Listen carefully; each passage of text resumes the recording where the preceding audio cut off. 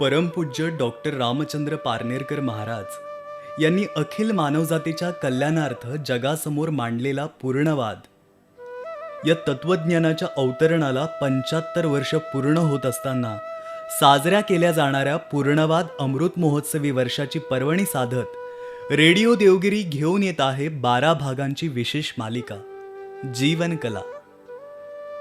या मालिकेतील पहिल्या भागात आज आपण ऐकणार आहोत छत्रपती संभाजीनगरच्या जीवनकला मंडळाचे कार्यकारी अध्यक्ष पूर्णाचार्य आनंद मुठाळ सर यांना. नमस्कार श्रोते हो.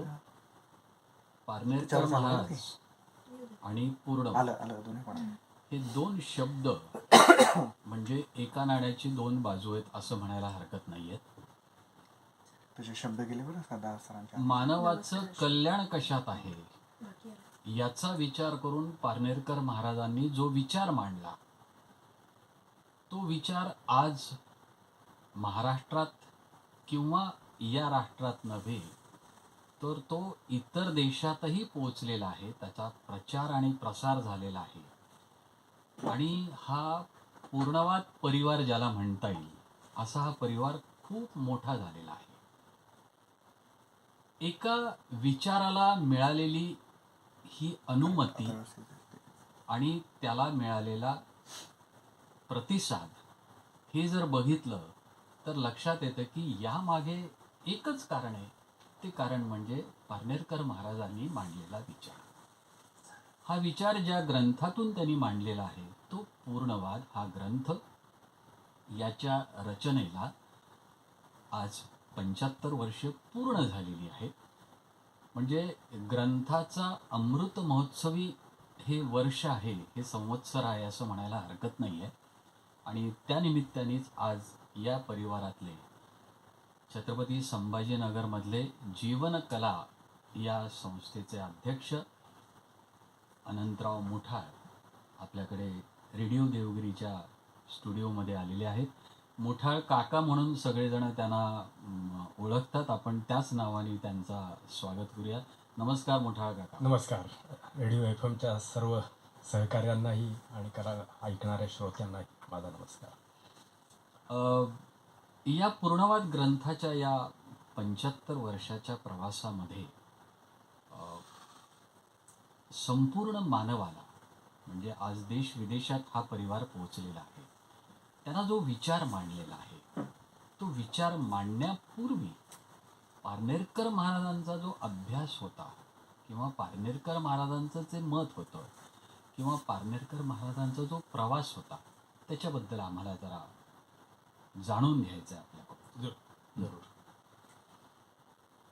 डॉक्टर रामचंद्र महाराज पारनेरकरांचा पूर्णवाद याच्या संदर्भाने आज आपल्याला काही चिंतन करण्याची संधी मिळते आहे. प्रथमतःच मी ह्या गुरुकृपेने मिळालेल्या संधीबद्दल गुरुचरणी नतमस्तक होतो. माननीय श्री धोंड सर आणि देवगिरी रेडिओचे सर्व सभासद यांच्याहीबद्दल मी अत्यंत आदराची भावना मनात ठेवून यथाशक्ती यथामती डॉक्टर पारनेरकर महाराज आणि त्यांचा पूर्णवाद याची तोंडओळख या निमित्ताने करून देण्याचा प्रयत्न करणार आहे. पारनेरकर महाराज हे मूळचे पारनेर तालुका पारनेर जिल्हा अहमदनगर इथले मूळचे रहिवासी. तिथे त्यांचं गुरुवाडा म्हणून मोठा प्रसिद्ध असं घर वेदशास्त्र संपन्न असं ते घराणं होतं. परंतु काळाच्या ओघामध्ये ते गाव त्यांना सोडून इंदोरला ते पुढे जावं लागलं. डॉक्टर पारनेरकर महाराजांचा जन्म 16 जुलै 1916चा. नुकतीच आपण त्यांची जन्मशताब्दी साजरी केली. त्यांना लहानपणापासूनच ह्या विषयांची आवड असल्यामुळे या विषयाचा त्यांनी सांगोपांग अभ्यास केला. ईश्वर साक्षात्कार हा भाग आपण जर गृहीत धरला तर त्यांना निर्गुण साक्षात्कार ज्याला म्हणतात त्याही पद्धतीचा पोलो ग्राउंडवर इंदोरच्या तोही साक्षात्कार झाला आणि सगुण स्वरूपामध्ये श्री गणेशाचंही दर्शन झालं असं त्यांच्या संदर्भाने सांगितलं जातं. त्यानंतर त्यांनी ह्या शास्त्राचा अभ्यास करत असताना मी मगाशी म्हटल्याप्रमाणे की पारनेरहून इंदोरला ही मंडळी सगळी गेली हं. ही आणि तिथे जी वेदविद्या ग्रहण केली हं. या वेदांबद्दलचा अभ्यास सातत्याने डॉक्टर पारनेरकर महाराज करत होते. हं. त्याचं मूळ कारण असं त्याच्यामध्ये असं घडलं. लहानपणी आईला, काकीला, मावशीला, घरातल्या मोठ्या मंडळींना काही संत साहित्य ते वाचून दाखवत असत. बरं. ज्ञानेश्वरी असेल, हं. दासबोध असेल, भागवत असेल किंवा तत्सम जे ग्रंथ आहेत हं. ते वाचत असताना त्या विषयांशी त्यांचा संपर्क साहजिकच येत गेला आणि त्याच्यातून कुतूहल जागृत झालं हं. हं. की हा काय विषय आहे, ही मंडळी प्रतिपादन परमेश्वरासंबंध आहे, काय मांडणी करतायत. आणि याच्यातून त्यांनी वाढत्या जिज्ञासेपोटी हं. द्वादश दर्शन शास्त्राचा अभ्यास करायचा ठरवलं. बरं. ज्याला आपण 6 आस्तिक 6 नास्तिक वगैरे अशा पद्धतीने म्हणतो. याचा त्यांनी अभ्यास केल्यावर एक निष्कर्ष त्यांच्या लक्षात आला, तो असा की या सर्व शास्त्रकारांनी आपापली मतं हं. प्रतिपादन केलेली आहेत आणि ती आश्चर्याचा भाग असा की ती एकमेकांच्या विरुद्ध आहे, बरीचशी निराळी आहेत, एकमेकांपेक्षा भिन्न आहेत. विरुद्ध म्हणण्यापेक्षाही त्याला भिन्न म्हणता येईल. पण या सगळ्यांचा मूलाधार जो आहे तो मात्र वेदप्रामाण्य आहे, वेदग्रंथ आहेत, हे त्यांना मोठं आश्चर्य वाटलं. हं. केवळ उपनिषद किंवा ब्रह्मसूत्र किंवा भगवद्गीता हं. यांच्या अभ्यासातनं निर्माण झालेली मतमतांतरे, ज्याला समर्थांच्या भाषेत बोलायचं झालं तर मतामतांचा गलबला हं. असं रामदास स्वामी आपल्याला म्हणतात. हं. याचं मूळ कारण काय असावं, हं. यासाठी त्यांनी वेदांच्या सांग अभ्यासाला सुरुवात केली. म्हणजे मूळ अभ्यासाला वेद आणि त्याच्या अनुषंगाने असणारी जी षटशास्त्र आपण म्हणत असतो त्या पद्धतीचा सांग अभ्यास करून त्यांनी एक फार सुंदर निष्कर्ष मांडलाय. तो आपल्या सगळ्यांनाही कदाचित थोडासा चकित करणारा वाटू शकतो. तो असा की मी जेव्हा वेदांचा सांग अभ्यास केला तेव्हा ह्या इतर शास्त्रकारांनी जी मतं मांडली ते सगळेच खरे, बरं, आणि सगळ्यांचंच बरोबर आहे असा माझा निष्कर्ष आला. आणि ते कसं, हे त्यांनी ह्या पूर्णवाद नावाच्या प्रबंधामध्ये त्यांनी हा विषय मांडलेला आहे. थोडक्यात डॉक्टर पारनेरकर महाराजांच्या पूर्णवादाचा जन्म कोणत्या जिज्ञासेतून झाला, कशा पद्धतीने झाला याच्या संदर्भात. हा म्हणजे वेद परंपरा जी आहे, म्हणजे वेद त्यानंतर ब्राह्मण, म्हणजे प्रत्येक वेदाचे वेगवेगळे ब्राह्मण आहेत. त्यानंतर आरण्यक म्हणजे वानप्रस्थाश्रमांसाठी आरण्यके लिहिली गेलेली, बरोबर. म्हणजे त्या ग्रंथांची रचना. त्याच्यानंतर मग उपनिषद आली, बरोबर. आणि मग या सगळ्यांचा एकत्रितकरण म्हणजे मग सगळंच भगवद्गीता, पुराण, स्मृती, श्रुती, स्मृती याच्यातून आलेली, या सगळ्याचा साकल्यानं विचार करून पूर्णवाद. म्हणजे मला एक असं जाणवतं की सर्वसामान्य माणसाला हे सगळं वाचायला कदाचित मिळणार नाही, ते सगळं आकलन होणारही नाही कदाचित. म्हणून साध्या सोप्या भाषेमध्ये त्यांना कळावं या दृष्टीने या सगळ्या ज्ञानाचं सार ज्या ग्रंथात मांडलेलं आहे त्याला पूर्णवाद म्हणायचं. आता मला ते पूर्णवाद या 2 शब्दांबद्दलही जरा उत्सुकता आहे, कुतूहल आहे. की पूर्ण हा एक वेगळा शब्द आहे, वाद हा एक वेगळा शब्द आहे. वाद म्हणजे आजच्या अर्थाने जरी नाही घेतला तरी सुद्धा या दोन्हीचं एकत्रीकरण करताना पारनेरकर महाराजांच्या मनामध्ये काय असावं असं वाटतं.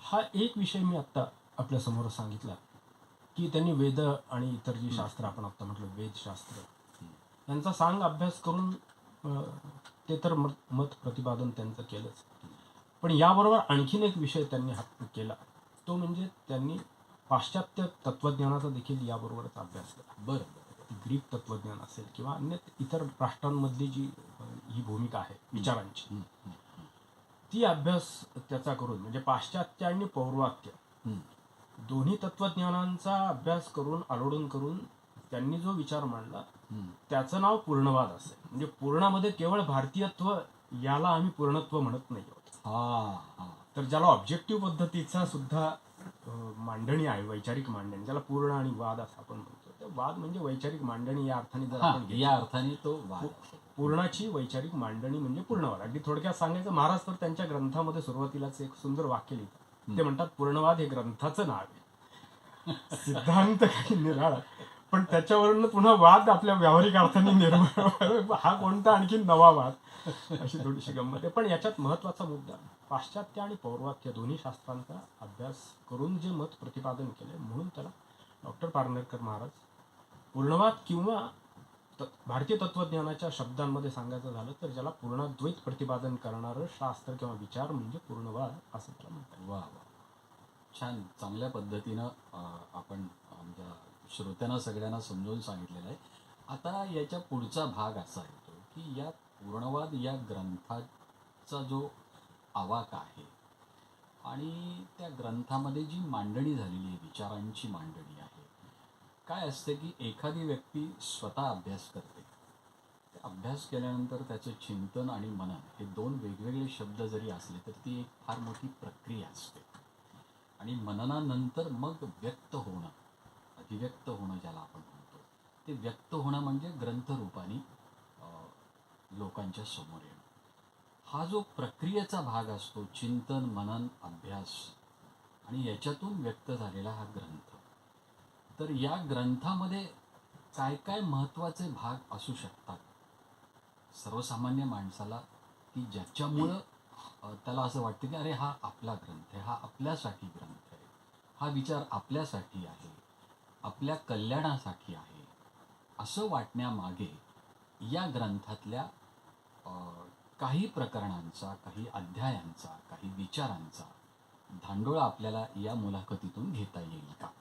नक्कीच. या पूर्णवाद ग्रंथाच्या बद्दल आपल्या सगळ्या श्रोत्यांना सांगायचं झालं तर हा दोन प्रकारांनी ही अभिव्यक्ती आहे असं म्हणता येतं. बरं.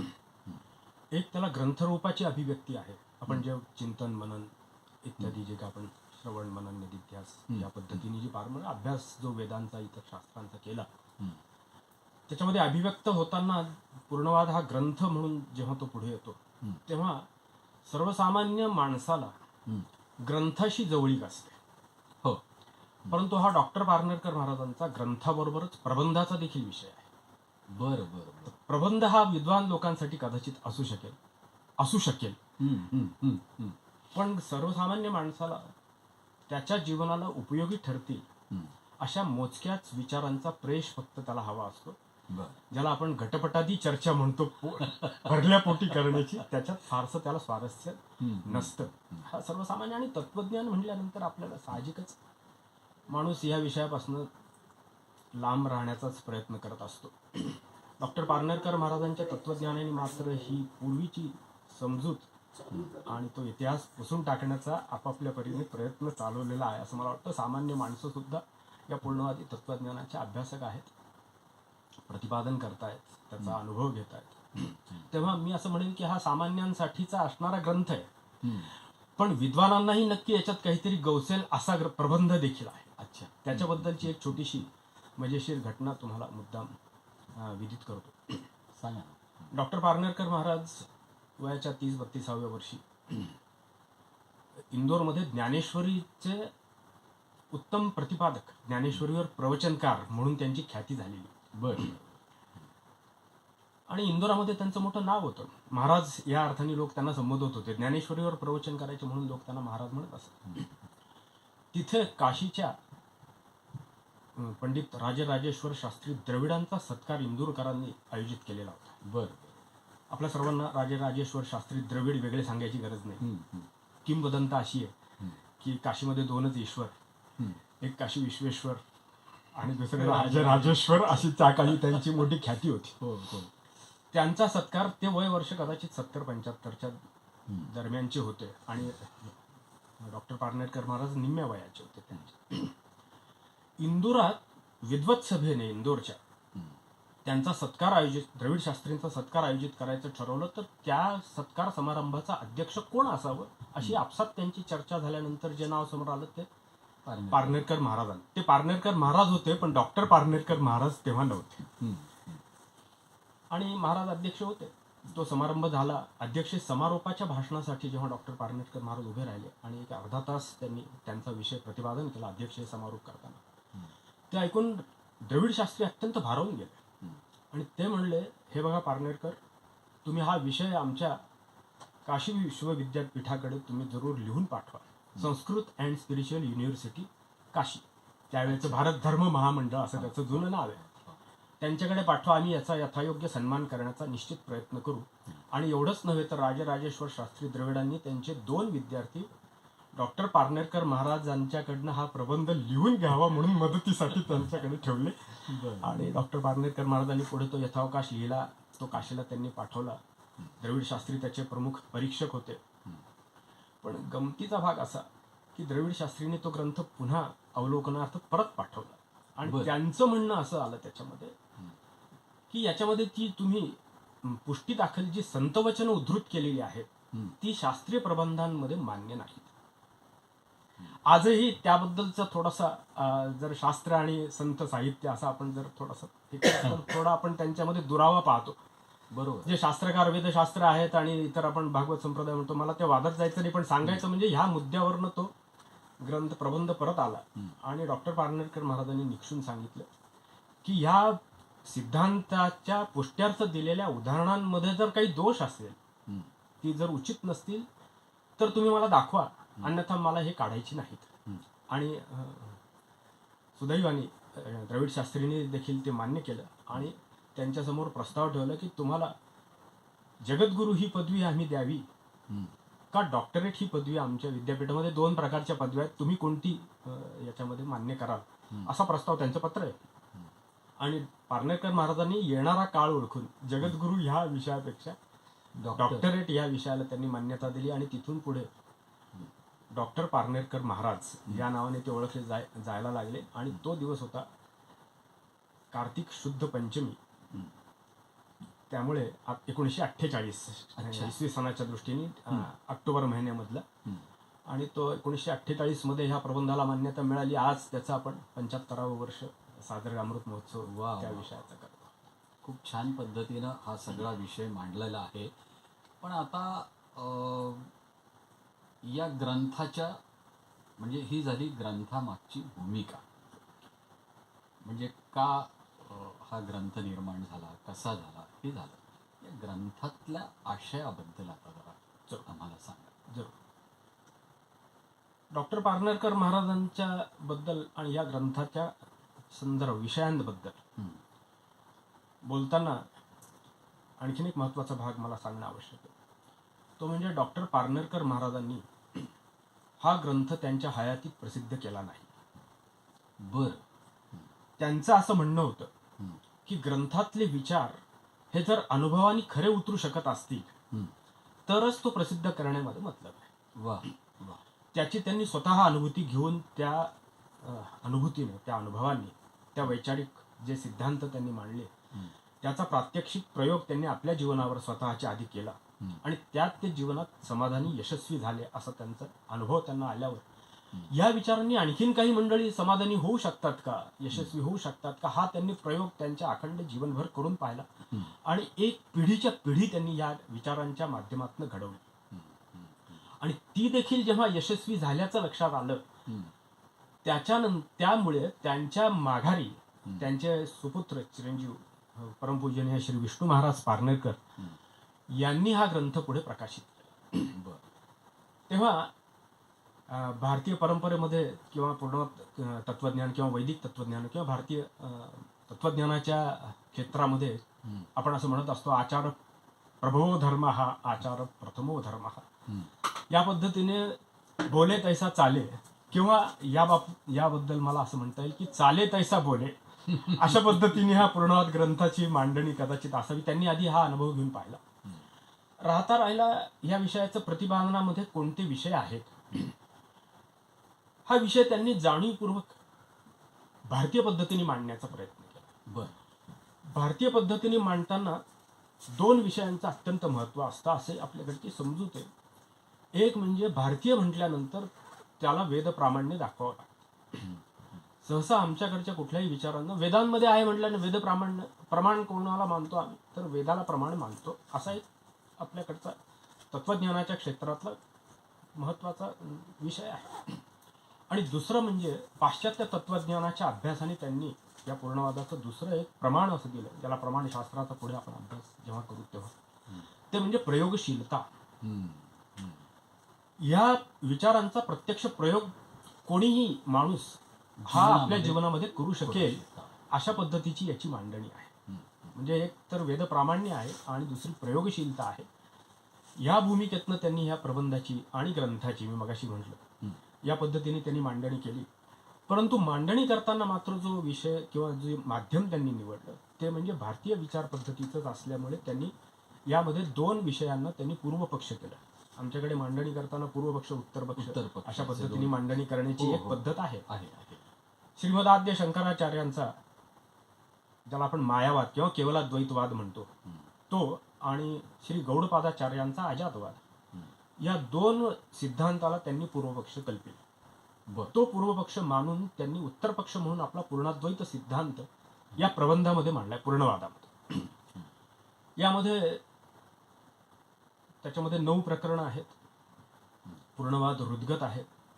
त्यांनी जो सिद्धांत म्हणून मांडलेला आहे, त्यांचा जो सिद्धांत आहे, मगाशी म्हटल्याप्रमाणे ह्या इतर तत्ववेत्यांचा अभ्यास करून आणि वेदांचा अभ्यास केल्यानंतर जो निष्कर्ष त्यांच्या मनात आला की सगळेच खरे आणि सगळ्यांचंच बरोबर, ते कसं, हे ज्या सत्याच्या आधाराने ते प्रतिपादन करतात, तो सिद्धांत म्हणजे पूर्ण पुरुष हा त्याचा मुख्य सिद्धांत आहे. पूर्ण पुरुष अशी ती संकल्पना त्याच्यामध्ये त्यांनी इंट्रोड्यूस केलेली आहे.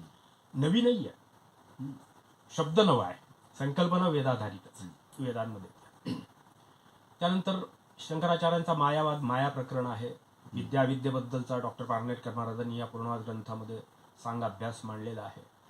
शंकराचार्यांनी जे विशेष प्रतिपादन परब्रह्मसंबंधाने केलेलं आहे त्याचं पण एक विषय या ग्रंथांमध्ये त्यांनी उद्धृत केलेला आहे.